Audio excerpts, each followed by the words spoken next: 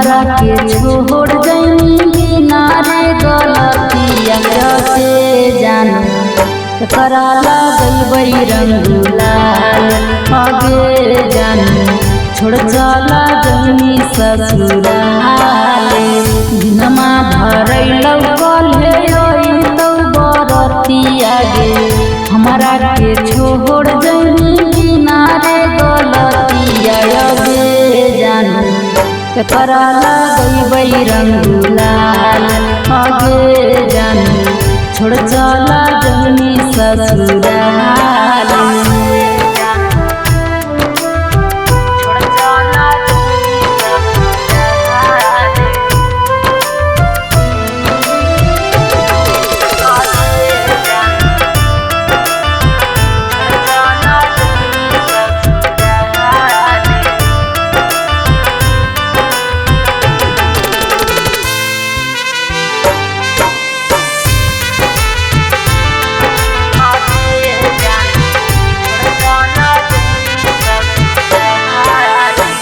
कर लगई जानू रंगवा बिरिया यही सोची बड़ो है फिकिरिया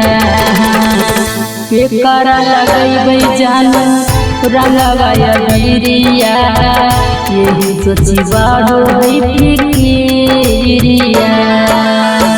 चढ़ते फागुना करा देनी बुरा गे चढ़ते फागुना करा देनी बुरा गे जानू के करा लगई रंग गुलाल आगे जानू छोड़ चला जैनी ससुराले